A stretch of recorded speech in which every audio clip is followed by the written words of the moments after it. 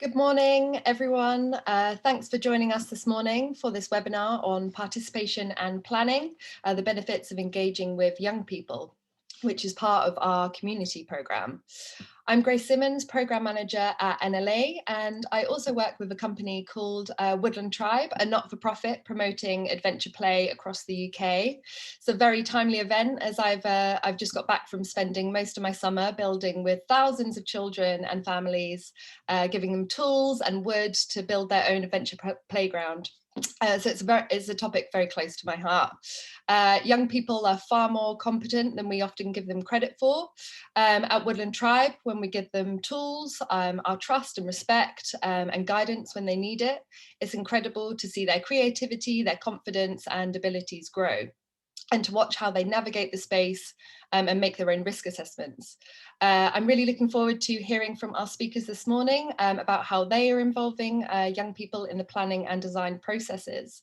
Young people have an amazing knowledge and understanding about where they live, yet are too often underrepresented and overlooked in the growth of our cities and neighbourhoods. With areas undergoing change, places they once knew well can become unfamiliar and potentially alienate them from their local area. So engaging young people with the changes in their neighbourhoods through participation is key to creating those better places that work for everyone. Learning about their needs, experiences and insights of a place should be informing development and giving young people agency in their city, as well as create opportunities to develop their own key life skills in the process. The Making London Child-Friendly Guide promotes independent mobility and participation with young people as a key driver in creating an accessible city for everyone, recognising that young people are active citizens who use and negotiate the city and should therefore have a level of responsibility and input into shaping it, which I couldn't agree more with. So to tell us more about the progress that's been made since the guide was launched and the projects across London that demonstrate exemplar youth participation, I'd like to welcome our first speaker, Ray Whittle-Williams, Principal Project Officer at the GLA.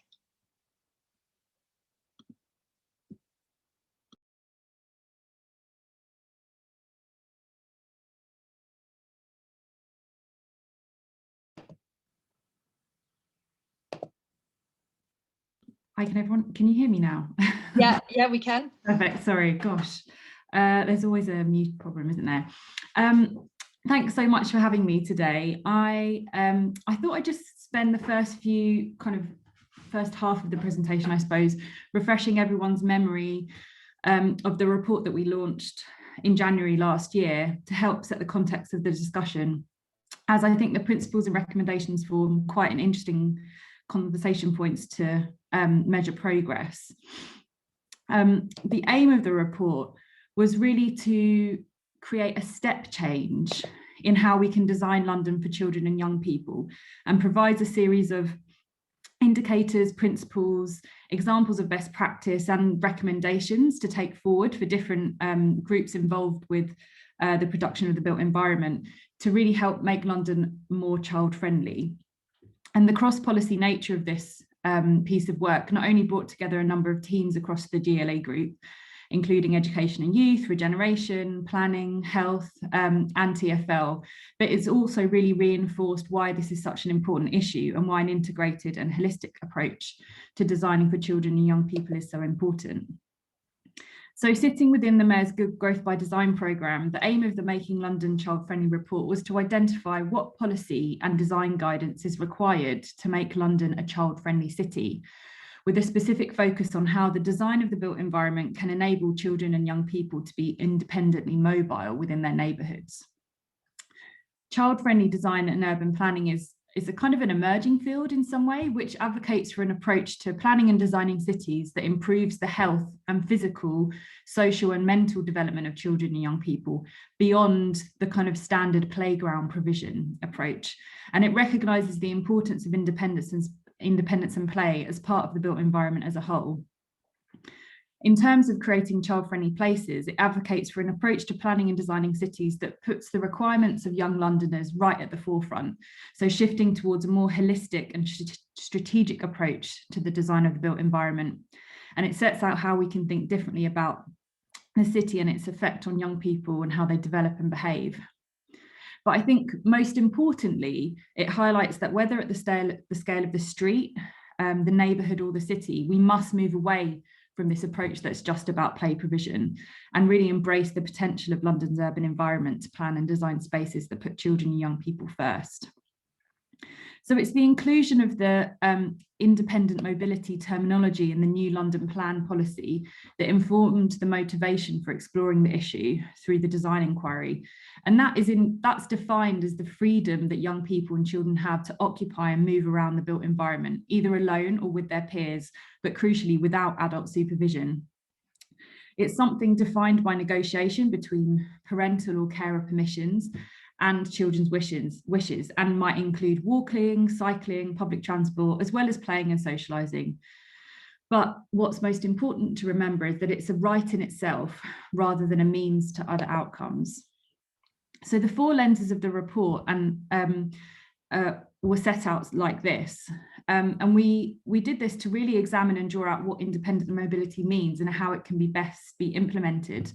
So the different researches, the different research that was done and the case studies that are in the report kind of fall into these different categories. Some of them touch on multiple categories, but each of the lenses here really, we think, represent a key mechanism for city making. So you've got policy, participation, design and management. And through this set of key principles and practice, the report outlines how transforming the built environment can enable children and young people to play, socialise and move around their local neighbourhood more safely and independently. So we think that an exemplar child-friendly city neighbourhood development striking well in all 4 of these areas to ensure a holistic provision of infrastructure and services. Quick overview. For those that aren't familiar with the structure of it, it also included lots of useful definitions and key themes that are related to independent mobility, as well as some guidance on what and how to measure it. And there was also a very large precedent library at the back with some brilliant examples of projects across the UK and other parts of the world that we felt really reflected the best practice approach we were trying to promote. I'm not going to go through the report in lots and lots of detail. I hope that everyone's seen it already. But if you haven't, I would really recommend taking a look. I'm also not going to touch on the case studies that are in the report because I wanted to focus on things that we've been doing and that we've been involved with since the report was published. But I would encourage you to look at the case studies, especially the ones that are in these four principles, the chapters for the principles, because they're really brilliant. Things like King's Crescent and Build Up Hackney, they're really great examples of how to engage children and young people to create great outcomes in the built environment. But I did just, before I move on to the kind of new work that's happened, I did just want to run through the principles just to kind of refresh everyone's memory. So the policy one really promotes an interdepartmental agenda of child friendliness, particularly with the objective of facilitating independent mobility for children and young people, and that it needs to be pursued at borough level and embedded across multiple departments and strategies. Obviously, the development of that policy should seek to engage with the views of young people as part of the commissioning process. Each of the chapters had lots of recommendations attached to the principles, but just to pick a couple of them out, the ones I've picked up here are related to how qualitative and quantitative assessment methods should be used to inform policy making, and how the development of policies, strategies and guidance need to engage with, and most importantly, respond to the interests and views of children and young people. The participation principle was about how children and young people should be engaged in the process of design and planning from the earliest possible stages, including pre-design consultation, and then it needs to be understood as a long-term process, ensuring post-intervention feedback and analysis means co-creation is not limited just to the design of the space, but also how it's managed and how it might change over time once it's been built. The recommendations I've picked out here are aimed at commissioning clients and designers and how the lived experience of a place, including post-occupancy evaluation, should be used to measure the success of places and ultimately inform the design of new places. The design and typology principle sets out that new developments, renewal projects and public realm improvements should encourage and facilitate the independent mobility of children and young people, and wider connectivity should be provided to access nearby streets, cycle lanes, bus stops and train stations. If this is not possible, then nearby child-friendly routes should be identified and efforts made to ensure access between the development and the route are as kind of friendly as possible. The recommendations that I've picked out here are related to how design briefs for new development should be put together, and specifically how to formalise provisions for independent mobility in young people. So new developments can stitch into the wider context and the neighbourhoods to improve broader wayfinding. And then finally, the management principle was related to residential building management, and that it should ensure that children and young people are able to move between private, communal and public spaces, i.e. from the home to the street, without relying on adult presence. These recommendations that I've picked out are really about management plans for new developments and to ensure tenure-blind approaches to amenity space. This is something that's kind of pops up in the press every now and then, and it's a really important part of how children and young people can access the kind of amenity space that they should be able to. So this is just a picture of King's Crescent, which is one of the bigger case studies that we have in our report that has a really fantastic play street. But I use this slide as a bit of a pause to say that when we launched the report at the start of last year, we highlighted how it was going to be a key piece of evidence for a new SPG that would cover child-friendly approaches to city making to further support implementation of the new London plan. Obviously, the COVID-19 pandemic has naturally resulted in some delays to this piece of work. But I think more importantly, it's also revealed the constrained horizons of children in London today. And with schools and playgrounds closed, restrictions on meeting friends, many children were largely confined within their homes and missing out on learning, play and activity that is really critical to their development, health and well-being. So as a response to this, the Mayor is acutely aware that COVID and related restrictions have exacerbated inequalities in children's access to public space in the city. And so he convened a group of experts to deliberate the impact of COVID on his ambition for a child-friendly city in order to reform the broader recovery programme that's in development at City Hall in response to the pandemic and how London can recover. A number of the Mayor's design advocates and wider cohort of experts were invited to consider how these crises would impact the city and how best to respond. And this was the idea behind what we named the Recovery Roundtable series. It was 7 sessions drawing together more than 100 experts from across the public, private, civic and community sectors, Mayor's design advocates and City Hall staff. And participants of the roundtables really described COVID-19 as an accelerator, as many of the trends that were already identified in the Good Growth by Design report and the work that we've done. And these are some of the comments here from attendees from the Child-Friendly City Roundtable. Many London boroughs responded quickly to these challenges by introducing things like play streets, where streets are closed to car traffic, and by accelerating the implementation of low traffic neighbourhoods. And roundtable participants highlighted the role schools can play in this transformation, forming hubs for increased pedestrianisation and active travel, and presented best practice examples such as King's Crescent in Hackney, which features a public realm that places children and their needs right at the centre. All of this building towards a city where children are able to travel independently in safety, boosting health and well-being. The recovery roundtables were then used to create a series of 10 actions or key recommendations, you could call them, for the built environment, which range from the pragmatic to the inspirational, from spatial prescriptions to policy proposals. And they cut across all aspects of city making and requiring a combined and collaborative effort in order to be fully realised. Action 6 is Make the City for Children, with all of this building towards a city where children are able to travel independently in safety, boosting health and well-being. These actions are intended to inform the reorientation of the Good Growth by Design programme as it responds to and seeks to support the delivery of the recovery objectives that are set out in the London Recovery Board, which is essentially London's roadmap for good recovery. So it's really fantastic that we have like a set action for Make the City for Children within that.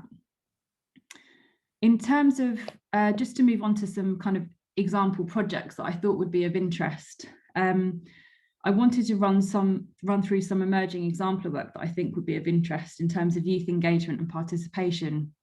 They're actually all based in Haringey, but I think I wanted to talk about that in particular because they're the culmination of a number of years of work and development to get to the stage now that they are at now.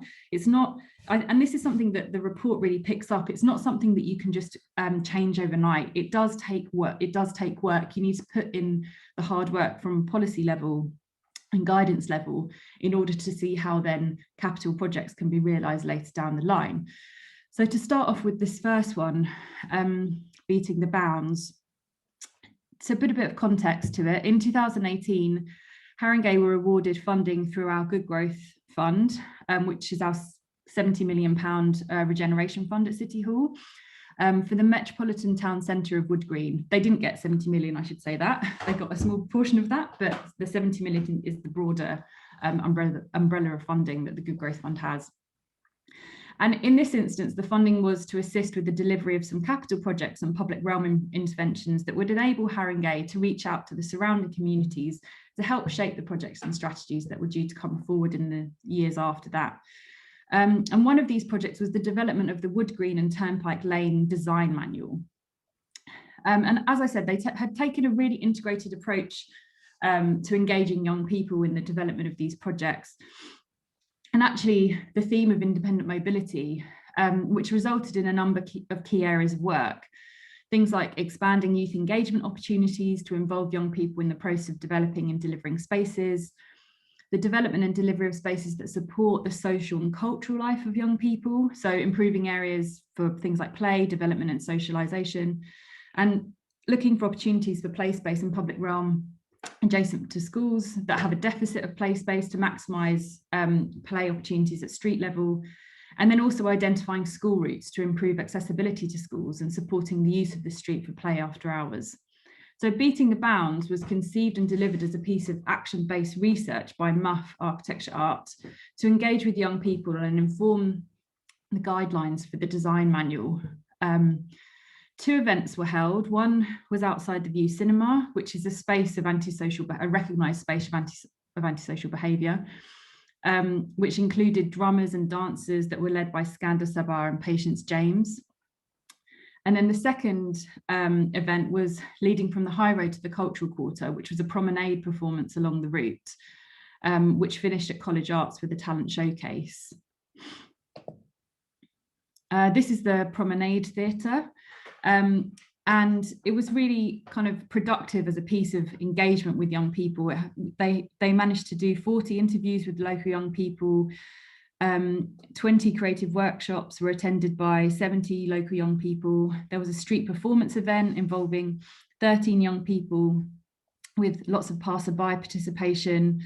I should also mention, as well as other outputs, there was a really fantastic film that was made, which kind of captured the whole thing, which I'd really recommend kind of having a look out for.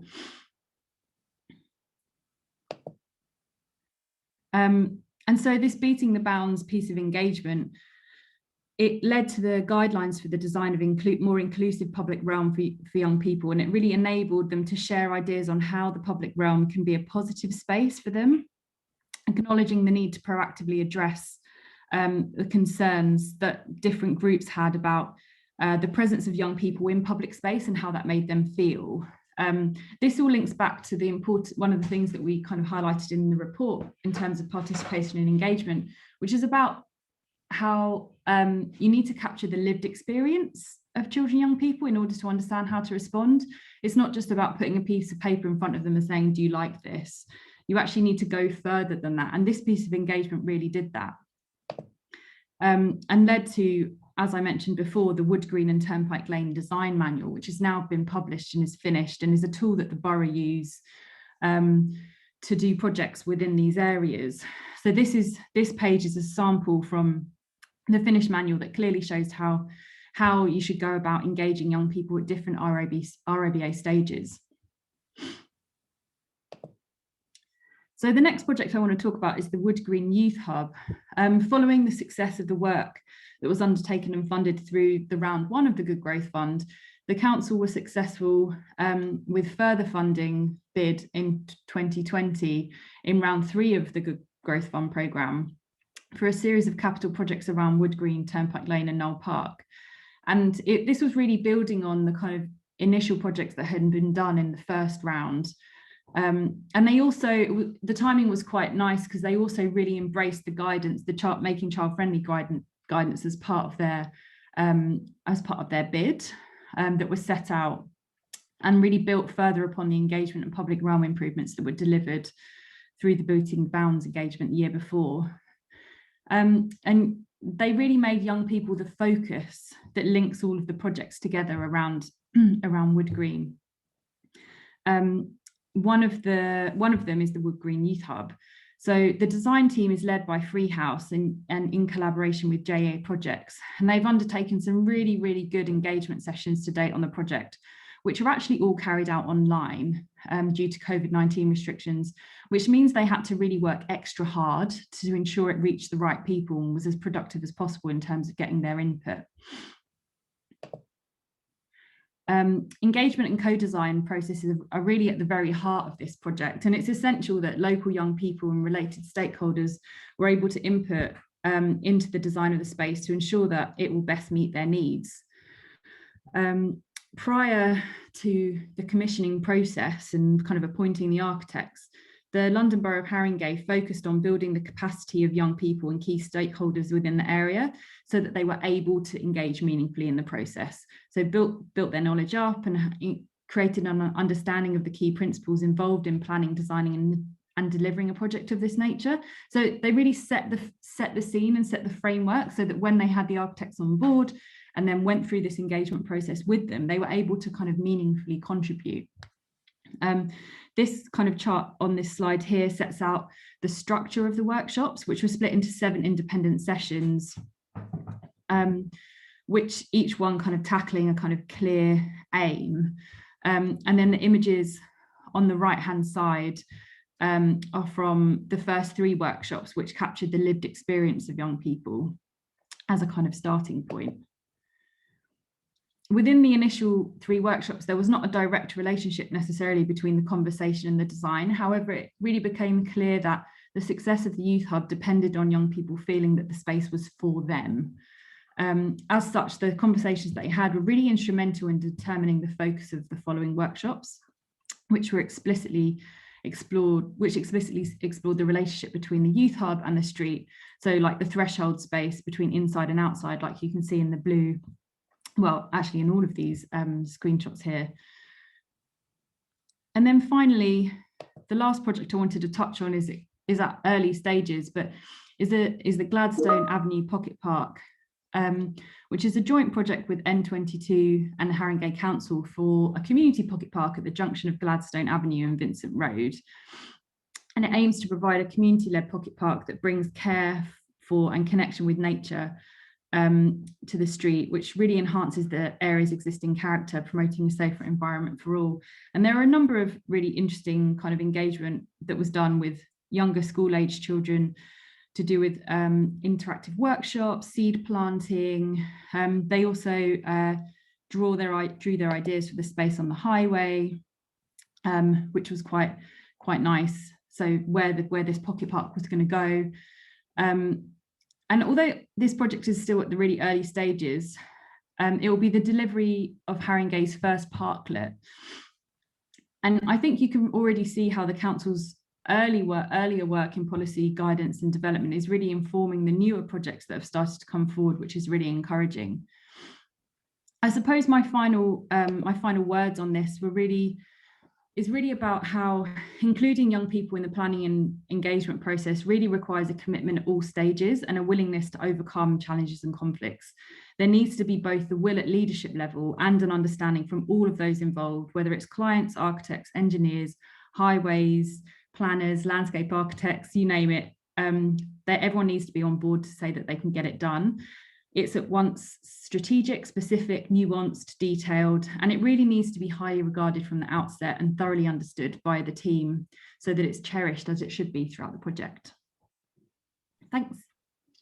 Thank you, Ray. I'd just like to remind our audience that if you have any questions following Ray's presentation, please do post them now using the Q&A button, and we'll come to them in the panel session.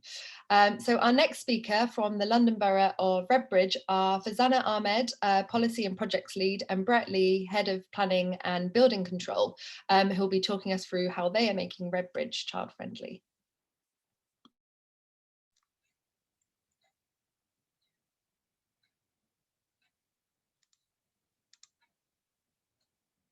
Good morning.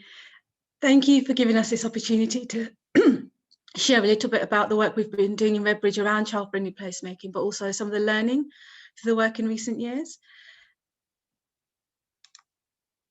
So the Unicef, just for a little bit of context, the Unicef programme in Redbridge has been running for about 2 years, more formally for about 1.5 years. We are one of 6 boroughs nationally on the programme, with others now looking to join, which indicates to us kind of the growth of this movement around child-friendly placemaking and putting the voices of children and young people at the heart of what we do. The actual programme itself, it aims to put children and young people at the heart of local decision making. It's aimed at councils, but the approach we've taken in Redbridge is very much a partnership approach. So although we like to show leadership as a council, we don't act as the leaders of the programme. So it's a partnership between us, the police, the health sector, including the CCG and our NHS, and then other groups like schools, youth groups, children's centres, and across the voluntary sector, who have acted as a really powerful kind of a voice of accountability for this programme to really push us to do well. As part of the programme, we spoke to around 2,000 children and young people across Redbridge, initially for a 6-month discovery period, where we were asking them, what do you like about Redbridge? What would you like to change? What do you struggle with? And then we found ourselves in the middle of a pandemic, and we decided actually we need to keep asking. We need to keep asking that question and see, are the answers still the same? And we did find that through the pandemic, some of those priorities shifted, and that was a real learning for us, that actually you need to keep asking those questions. And not as a one-off. And so we ended up speaking to around 2,000 children across, in a range of ways and across a range of groups. So everything from sitting with mums and babies in children's centres, to youth groups, going into schools and designing lesson plans, and going into National Citizen Service sessions with 100 children, 16-year-olds at the time, which is an interesting experience and can be quite intimidating, but was extremely rewarding. From all of that learning, from all of those discussions and all of those kind of workshops and focus groups and all the work we did, the online surveys, there were a couple of key priorities that came through that have really informed then the work going forward in terms of our placemaking, the work we've done with our planning team and our regen teams. Some of the priorities that really came kind of through strongly, more than any other, was around safety. So young people told us what really bothered them was kind of their routes home and to and from school, and feeling safe on those. Knife crime was a concern. Hate crime was, although not a massive issue in the borough, and not one that adults treated as the biggest issue in the borough, it loomed large for children. So for them, it was really important, kind of anti-racism and hate crime. And then very topical this year, the harassment of girls and women in public spaces. But actually our young people were telling us last year and the year before about their lived experience of leaving their homes and having to deal in public with harassment and kind of unwanted attention. So safety, perhaps more than any other theme, came across very, very strongly. Alongside that, we had health. So mental health and well-being during the pandemic was extremely key for young people, but also physical activity and physical health. And then obesity, the data showed us that obesity was an issue in our borough, particularly in the most deprived parts of the borough. And that kind of aligned with young people telling us we'd like to have more things to do, more physical activities to do, and more sports. And then the third theme that was really strong was around place. So climate, green spaces, something young people feel really passionately about. They really cared about the look and feel of spaces. So every group talked about litter. They didn't like spaces, their neighbourhoods looking dirty. And then they also spoke about actually having things to do in their spaces. So one of the things that we found was that a lot of young people actually ended up going out of borough for things to do, because what they wanted wasn't necessarily in the borough. So that was of interest to us. That fourth thing, their diversity, that actually for us is a principle we apply across everything. So that was something we committed to, that everything we do as part of this program, we will commit to ensuring that we take into consideration, how inclusive we're being and how we're listening to those voices that aren't necessarily always heard. So that's a little bit of background on the program. In terms of how we're applying this across our kind of development, design and planning thinking and processes, the way we approached this, we looked at developing a set of principles that we could kind of play around with and test on our developments and on the work that we're doing. This set of principles here, these are from some of the good work that we've just heard about from the GLA, from national good practice, from people like Arup and others, Tim Gill. But actually what we did was take some of those brilliant ideas that we were seeing nationally and we applied them locally. So what were the concerns of children locally that helped us to understand which of these were most relevant for us? So as an example, I'll just share one or two. You've got the holistic, so developments in new buildings should think beyond their immediate borders. And young people were telling us actually, where you have two new developments, sometimes there are spaces in between them. For instance, where there's alleyways or lighting that makes us really uncomfortable, you've created spaces that don't work for us. Also, where you've got a development and it ends, then suddenly that area doesn't look so nice because that area hasn't been developed yet. And that really got us thinking and having those discussions with developers. How do you think beyond the borders of your development to give wider benefit and to merge into the areas locally? The other one on there again is inclusive. So one of the groups we consulted with quite a bit, particularly around physical spaces, was our Youth Forum for Children with Special Needs. And they were telling us that there are spaces that young people get into and use, that they take into granted that we can't access. And so that was very clear in our minds that, that's something we need to think about is around accessibility. But then thinking more broadly, for instance, things like girls are often excluded from play spaces and pushed into the edges by things like boys playing ball games. And so that got us thinking, inclusive in all sorts of different ways. So that's a very key principle of the work we're doing. And this set of principles, we worked on this with our planning team and they were thinking about how they apply them. But we were very conscious that these aren't necessarily always going to stay the same. So as the needs of our young people change, as the kind of the things that they want change, perhaps we'll revisit these and think about whether they're still the most effective set of principles to make things happen for them. So how are we doing it? And this is our little toolkit or our set of building blocks for people to take away, I guess, from this presentation, to really start thinking about how you practically apply, because these are brilliant ideas. No one's going to say they don't like the idea of, child-friendly placemaking. But actually the difficult bit is how do you then bring it to life? And this kind of came about because we had people like, our head of planning, Brett, and others were really waxing lyrical about the program and talking to developers and saying, we really want to apply this child's rights-based approach. And they would say, yeah, brilliant, but how? So what? And I thought, what, that's what we need to break down is the so what. How do we apply these ideas? And so this is some of our building blocks. In terms of the engagement, you'll find that some of the people involved in placemaking are very good at this. Others are a little bit intimidated because they'll immediately start thinking about things like safeguarding, kind of DBS, safeguarding, how do we find the young people? And so we took a lot of that work out. And as Ray said earlier, there's years of work that precedes this. So in terms of our engagement, we've built almost kind of a series of groups across the borough, including those that we internally used to work with, so our youth council, but also our youth council for children with special needs and our children care councils, but also, for instance, our Bernardo's group for children that are carers, again, completely different group of young people. Our local voluntary sector has young advisors. So we have kind of a whole range of different engagement mechanisms that developers and planners and others can now access without them having to kind of worry. So we'll do that bit of work of saying, right, what is it that you want to do? Let's design that engagement in a kind of appropriate way, and we'll make it really easy for you.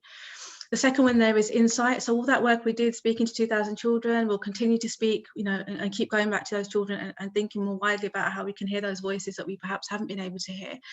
But what we want to do from that is regularly kind of drip that back into our services. So keep sharing back into our services, our learning, what's relevant to services. So for instance, with planning, we'll share what young people are saying about place and space and developments, but also actually we'll share more wide learning, because planning doesn't just impact on the physical space, it impacts on some of those other things we were talking about around health, around safety. And so we'll keep sharing that learning.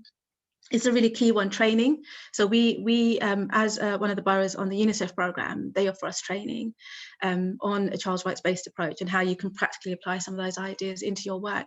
What we want to do is open up that training for our planners, our developers. Our planning team's been on it, our region team have been on it. We're now offering it to developers, and they're taking that up. So that will be really interesting to see how they apply some of that learning, but actually it will give them some of the kind of skills and knowledge for them to be comfortable in that space. Our child's rights impact assessment. So this is, we offer training on how to carry out a child's rights impact assessment, but UNICEF have also now created a kind of a template that you can use to look at your development or the space you're designing or the building you're making, to really think through all of these different elements of the child's rights-based approach in quite a systematic way. And that makes it a little bit more kind of less ad hoc and a bit more, here's some clear things to think about. So we offer support in that way. We are starting to build up a really nice series of case studies and examples of where we've applied these. And Brett will share some of those, I'll share some of those. But actually the examples and case studies, but also the learning. So what worked, what didn't work, and us really building up that kind of knowledge and expertise around how we're working with young people. And then finally, the other thing that we're doing as part of our toolkit is we're building it in more widely. We're embedding and mainstreaming the ideas, so that if the child-friendly team, if UNICEF were to step away, what we want is sustainable change, so that it's built into our policy, it's built into our commissioning processes, it's built into our corporate and annual business planning systems, and into our decision making with our elected members. So that's the piece of work we've been doing kind of in the last 6 months and moving forward. That's really, really less kind of exciting and visible than the other bits that we've been talking about, but actually really, really key for that long-term change to happen. And I'll just share one example of where we've done this. And I quite like this example because as Ray said, it takes a long time, but this is when we're starting to see the outcomes of it. And it was interesting how we did this. Fairlock Park is a beautiful green space in the north of the borough.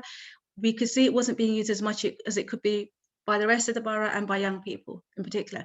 We had a pot of money to redesign some of kind of do some work and make it a bit more attractive. The issue we had that we ended up before we started the work in the middle of the pandemic, and anyone who's done youth engagement will find that it's been really, really, really tough to do any kind of engagement during the pandemic. Children and young people have been more stressed, more anxious, more worried than probably our practitioners have ever seen them. And so then to try and get them online when they've been online all day at school and do this kind of design work was really challenging. We had to put in a lot of groundwork to kind of get them to come to the table. So for this piece, because it was quite fairly early on in the pandemic, we were still working out how to do it, and we had to do it all online. We did the briefing pack because one of the principles that we use is that actually young people, when they come to these pieces of work, should be well informed, well briefed, and they should come to the table as equals, not kind of us there as their teachers, but them there in a confident way. We used Jamboard, so an online space, and it was good because they could write on it. And I love that picture that Ray had of young people gathered around the table with the post-its, because when will that happen again? We have no idea. So this was a nice alternative of young people being able to put their comments, but also actually just snipping pictures from Google or wherever they wanted and dropping them onto the page. So it's really easy to use. And as always, our young people have always surprised us in terms of the things that they come out with. They talk about play, but not really about play. What they're really talking about is some really serious things that they face around safety, around kind of their views on homelessness, around their views on inclusivity, and all these kinds of things start to come through when we have these discussions. So what was really nice is that we started to implement some of the ideas. A lot of that work still needs to happen, but already we've started to put things in that Fairlock Park space that are attractive to young people. And so, and kind of as a resident, one of the things that I saw that really, really heartened me was this was the first time I've seen Fairlock Park so heavily used by young people and by families, and from the opposite end of the borough. And so it was brilliant in terms of the work that they put in meant that what we were putting into that space is now fit for purpose. It's relevant to young people, but actually you now got the potential of generating an income from it because it's got things that people want. So it just, for us, it was a win-win all around, and it really, really made sense. So that's some of the principles we've been playing around with, and one of many examples of how we've been trying to apply those. And I'll hand over to Brett to take us through kind of some of the ways that he's been applying it in his area. Thank you, Fasana. And welcome everyone. Morning. I've been incredibly inspired by Fasana and the UNICEF work. And I was going to do a presentation about Fasana, but I thought I'd spare her So I'm just going to talk about what we're doing in Redbridge in planning. Before I do, I just want to cover Redbridge itself to get a sense of the place. I mean, Redbridge is incredibly diverse. Its population has grown and changed substantially over the last couple of decades, and it's projected to rise significantly in the coming decades due primarily to the Crossrail corridor, and that will bring in new residents. And I think the key thing is this makes Redbridge the fourth greatest and fastest growing part of the country and the fourth most diverse borough in the country, which picks up some of the things that Fasana has been talking about. So for me, and the things we've been discussing and Ray shared today, is that planning regeneration is more than just bricks and mortar. It's about strengthening our communities and ensuring they have a stake in the place they call home and live in. I think also we can all recognise that the pandemic has heightened inequality. It's hit the poorest the most and the young the most. And I suppose as built environment practitioners, highlights the importance of creating good quality environments for all. Therefore, planning regeneration can do much more in this space, and we must do more if we are serious in terms of our role. We need to lead, create connections, create opportunities, create guidance, give young people a voice, so we can support and assist developers, developments, investors, and regeneration projects in creating places that captures all voices and is designed for all. So in planning, we are at Redbridge, we've started this journey and we've started to do things a bit differently. And we want to go beyond what national government sets us. And we want to start thinking differently in the way we work, the way we design, and the way we think about young people and places. So I am going to share a few things we are doing, and I hope you'll find this useful. I've split it up into two slides primarily, one covering what we're doing in development management, and the other covering what we're doing in terms of planning policy and urban design. So next slide, please, Fasana.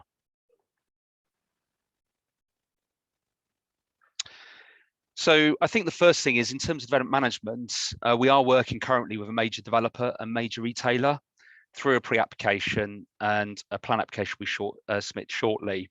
And it was something that Fasana touched upon earlier in her presentation. We're working with them in terms of just designing the spaces between buildings that work for young people. Just getting the applicants to think about what that looks like rather than the same old landscape spaces, which looks very nice and we see across London, but doesn't really tap into what young people need. You know, that's green, it's interactive, that's imaginative, that's safe and private, and ultimately is co-designed. So part of this active conversation, we've been talking to the developer and retailer about co-design, you know, getting the applicants engaged with the young in designing these spaces, not the usual suspects, the prefects that are already on the youth council that probably come from more affluent backgrounds, but those who aren't engaged. I think that's the key for me. Those who don't know planning, those who aren't asked a question, that's who we need to be reaching out to and tapping into. And picking up Fasana's earlier points, this has got a head scratching because we've got the sort of lofty ideals, but it's actually how we create that into reality. So it has generated a lot of conversation, and developers have told me, well, this is all very lovely, Brett, but how do we do it? And what does that look like? And hence we sort of embedded planning with Fasana and her team and posed those challenging questions back to her team and Unicef to assist and support us. So under this current pre-application, we are modelling our way through it, but the developers and applicants and the various architects that they have on their team are responding and traction is being made. So we're all incredibly excited. And obviously we're formulating at the moment what that co-design will look like. But without the support of Fasana or UNICEF, you know, in all honesty, as planners, it would have taken us more time to get to where we got to. So that's the first point. The other point, I just want to cover planning conditions. So we're looking at planning conditions. I appreciate a more functionable aspect of the planning process, but I want to use this one particular example, and this comes back directly from feedback from young people. And the example I want to use is about Black History Month. So young people have clearly responded back to us in Redbridge that in terms of Black History Month, they don't want it to be a conversation for 1 month. They want it to be a conversation for all year round. This is our heritage, and they want it talked about all the time, just not 1 month of the year. Also, the young people made it quite clear that they don't want the conversation just in schools, they want the conversation in their communities. So, you know, it's a shared understanding of our heritage and our history. So in planning, we're looking at hoardings. We're looking at hoardings and conditioning hoardings in consultation with applicants. And we've got an example coming up. And we're going to use hoardings as a platform. These hoardings can be designed by young people that talks about Black history, but is shared all year round. And like I said, we have a site in mind. So I suppose the sort of latter example I've just given you is just a small, simple step responding to young people and their needs. And I think for me, sometimes the smallest things can become big things. Next slide, please, Fasana. So I'm just going to cover plan policy. The first one's Space Hive. Now, you may not be aware of Space Hive. It's a particular partnership that Planning Redbridge has, and they help us in terms of neighbourhood CIL, the Community Infrastructure Levy. And so they're sort of a specialist arm that support residents or communities in developing projects to tap into neighbourhood CIL, but also support them in terms of tapping into other areas for funding to help with crowdfunding. And we've had neighbourhood CIL for quite a while. And, you know, in all honesty, to this group, it would tend to go to the usual suspects that are well versed in terms of the planning process, probably come from more affluent backgrounds and are able to tap into those funds and put forward projects. And so we looked at Space Hive and explained we wanted to do things differently in the way in which we assess projects for CIL funding and the way in which we allocate monies for projects to support communities and residents. So we've got that in place, that's working now. And we have a board now that has community engagement officers on it. And basically we've just altered the scoring arrangements whereby we're much more in tune and responding to the young and those from more deprived areas, supporting their issues and their needs and investing in their communities. Most notable one for me is Box Up. You know, young people in knife crime, Box Up, funded by Neighbourhood CIL, set up a boxing space to try and get young people off the streets and into sport. The second point I want to cover is the local plan. Now we're going to embark on a local plan review and we're going to engage differently. We're going to be more comprehensive, capturing all groups and design a local plan around neighbourhood design codes. The key challenge under the current plan is there's no community buy-in. The residents don't buy in the local plan. It's a local plan that's for the planners, a planner's plan. And I want a local plan that's for the community. So it's a community plan that planners facilitate and support. So we're going to do consultation very, very differently. And this leads on to my third point. We're going to create community design forums, and the proposal is going to my senior management team today. And I am very excited about this. This is sort of reminded me why I'm in local government and certainly reminded me why I'm in planning. I'm going to quickly touch upon this community design forum. And this is really changing the way we're going to operate the planning service and the way we engage with communities. So the idea is we're going to set up a series of local forums based on neighbourhoods. And basically those forums will then feed into being our key engagement bodies in terms of formulating policies and area action plans and master plans and so on and so forth. Now we do have a platform at the moment in Redbridge called Let's Talk Redbridge, and I can put on the link. And the idea is we get residents to opt in, but we're going to reach out to the whole spectrum of residents, and that means the young as well, you know, and to get them and encourage them to opt in to be part of these community design forums. Now there are going to be two strands to this conversation. The first strand is plan applications. So the sort of community design forum residents will review significant projects coming forward to planning to help shape them. And our role will be to coordinate, guide, and carefully monitor the conversation at various stages between the applicant and those residents. But those residents come from a spectrum, not the usual suspects that engage in planning, the unusual suspects to engage in planning, to get that diverse range of views engaged in shaping the communities in which they live in. And in terms of planning policy, again, we're going to create conversations related to planning policy, and we're going to basically lead and facilitate that, the planning authority, using these neighbourhood community design forums to shape our policies and to shape our design codes. So this is going to CMT today, and I'm very excited. I'm happy to share what that looks like, so you can see the mechanics of how that works, because that may be of use to yourselves, particularly with the planning reforms taking place around design codes and more meaningful engagement when it comes to local plans. Then my last point is, and I suppose this is not necessarily to do with plan applications or policy, but it's about planning authorities or even council services representing the people they serve. So, and again, a small start. So we've hired in planning 2 Kickstarters, the Kickstart program funded by government, and also a planning apprentice. So not bringing planners through the usual sort of university route for more affluent backgrounds, but hiring young people from diverse, the poorer backgrounds in our community who can't get jobs, to be then in planning and have an opportunity to be in planning. So then the people within planning are representing their communities they serve. And again, that's the types of things, in my view, that can make big differences in the longer term. Next slide, please, and my last slide. Thank you, Fasana. This is more about urban design, and I suppose this does relate to some of the stuff that Ray's doing, also other councils like Haringey and others. So we recognise that actually there's a range of SPDs and multiple policy documents that are very good. And so to help our planners and help our developers, we're looking and working with Fasana and Unicef to develop one document that tries to capture all those aspects. So there's a clear, tangible guide on what we can do to improve outcomes in terms of our built environments. We've got the fantastic RTPI guidance by Sarah Lewis. We got the GLA guidance by Ray and her team. And what we want to do, we want to work with UNICEF to try and build all that guidance into one document. And that concludes my part of the presentation. Thank you very much. Thanks, Fasana and Brett.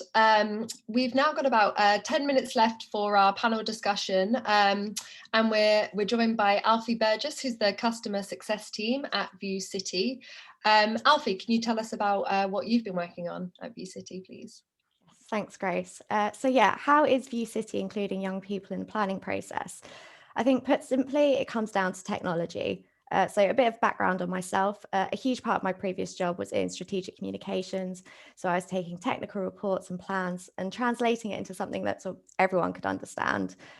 Spoiler alert, I'd write 10 boards explaining the proposals and everyone would gather around the nice CGI at the end and then ask all the questions that the first 9 boards explained. I think moral of the story is young or old, we tend to be visual creatures. And from my experience, these consultations tend to be quite traditional in their methods. And these methods tend to sort of attract a very similar demographic and not necessarily delivering very balanced feedback. So looking at how we can tackle this for young people, I think we have to recognize that fundamentally we aren't delivering planning information in a language that they speak. And I think it's our responsibility to change that. So I think a big solution to this problem is introducing more technology. And I think that's something that they're generally more comfortable with, and it's a way that they operate in other areas of their lives. So I think technology as well is a general sort of sentiment that the planning system's trying to include and strive for, whether it be in the Mayor's London Plan or the latest white paper.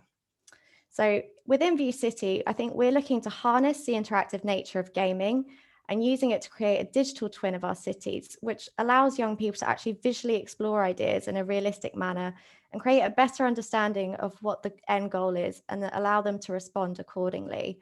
I think capturing their thoughts and insights is a vital way of contributing to the good growth that London is striving for. And I think young people's opinions versus older people's opinions are different. I mean, they might not care about the height of a building, but they probably care about where their schools are or being able to walk to the nearest park safely, and generally having a city that caters for them as well. I mean, I think we've touched upon this as well, but most people's lives and their relationships with their surroundings have really changed significantly over the last year. And it's up to us to capture what young people have learned through this experience as well, and how we can build that into new developments. So I think View City serves as an opportunity to not just be a cool game or a novelty, but allow people to actually get involved and sort of place themselves into the streets that they recognise and explore new proposals and see how they actually relate to one another. So a couple of the good examples that we've done that includes working with Croydon Council in 2019 on their draft local plan. So what View City did is we facilitated a digital community engagement workshop in Croydon's Urban Room. This involved using VR and reality tools within our 3D environment to engage with the whole community. This was extremely beneficial in maximising engagement across the spectrum, but particularly engaging a younger demographic to understand plan making, as it gave them the opportunity to use the latest virtual reality technology as part of the process.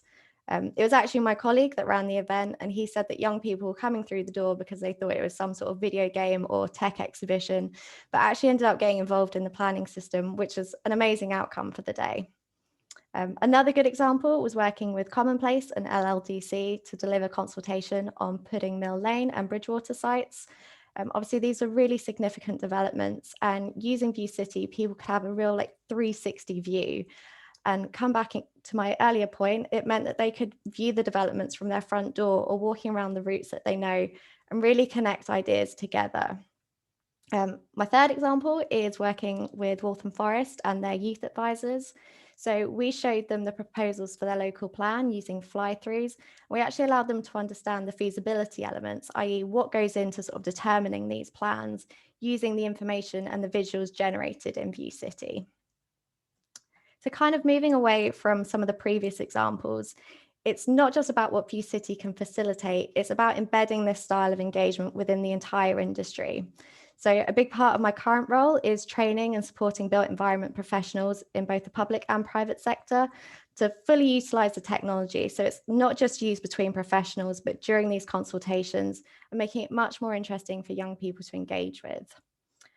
We're also looking at introducing Your View, which will be a publicly available app, which will give a much better understanding of development in the area. And we believe this is going to be much more appealing to young people in getting involved. I'm sure having anything on your phone is much easier than sort of turning up to sort of village halls, etc. But ultimately, we want young people to feel connected to the city, and we want them to have a sense of pride as it continues to evolve, and that we can only do that by getting them involved.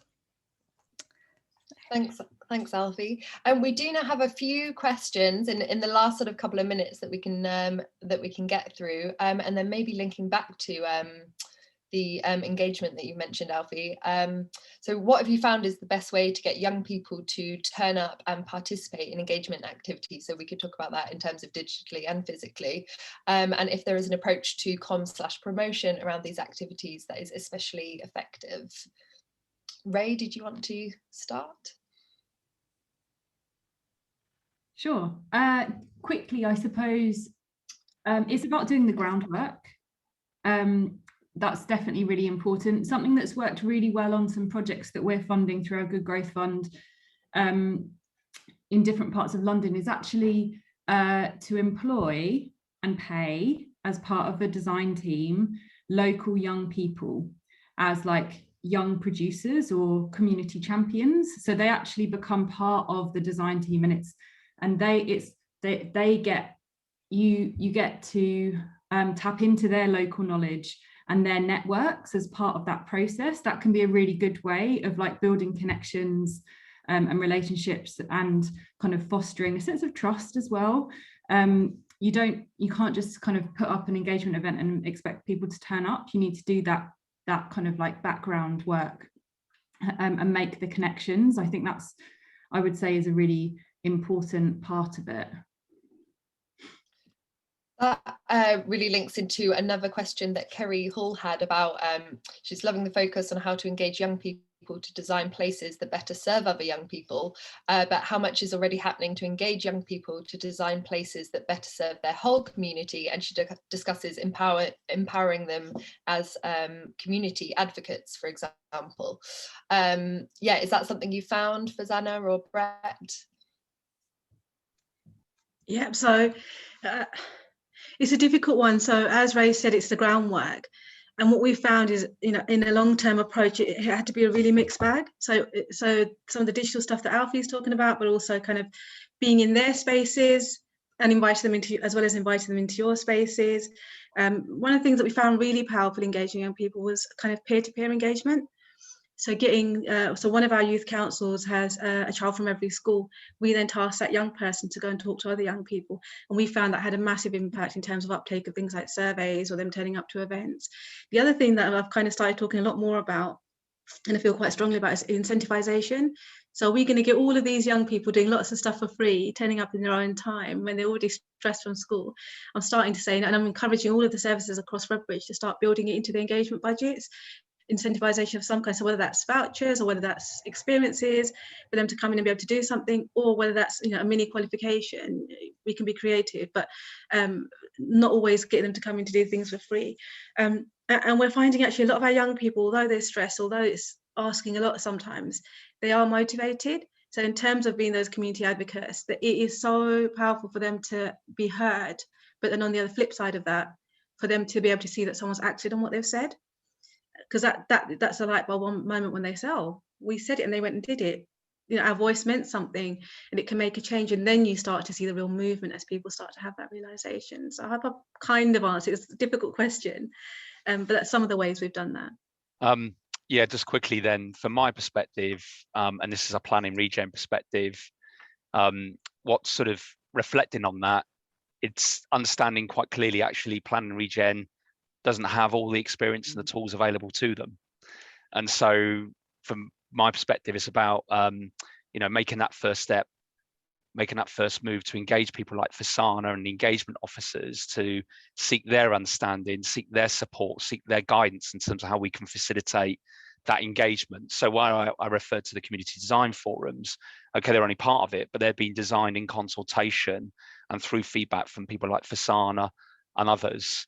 Because absolutely right, we've got to think about how we engage and trying to get, as I said earlier, the unusual suspects engaged, the ones which don't know what planning is or regen is necessarily, the ones who've never been posed the question. So yeah, for me, planning regen teams need to reach out to services and teams like Fasana's. Thank you. Alfie, do you have any last words on that before we have to wrap up? Yeah, I think it's a mix of, like you say, putting it in their hands, you know, going to local schools, sort of taking it to their terms in their areas that they're already in, and not expecting them to sort of adhere to these sort of adult rules that we've created around consultation. And again, coming back to the technology side of things, can we put it on their phones? Can we put it on a computer? Can we make it accessible to everyone? So you don't necessarily have to even leave your home or your space to get involved in planning. Can we, you know, bring everyone in and like Brett said, sort of some unusual characters into it to sort of mix up the conversation a little bit. And Ray, are we able to share the link to the film that was made for the Beating the Bounds event? That was a question that was asked. I just need to double check, because I do have it and I was going to play it, but I don't know if let me just double check with Haringey that they're check, and then we can send it round, and as well the presentations will be made available as well on our website after. So yeah, unfortunately that is all we have time for, and sorry if I didn't manage to get to your question, but I'd really like to thank our speakers for joining us this morning, and I hope you found the discussion as valuable as I have. We do now have a short poll for the audience to give us some feedback, but yeah, I'd just like to thank everyone and have a good day.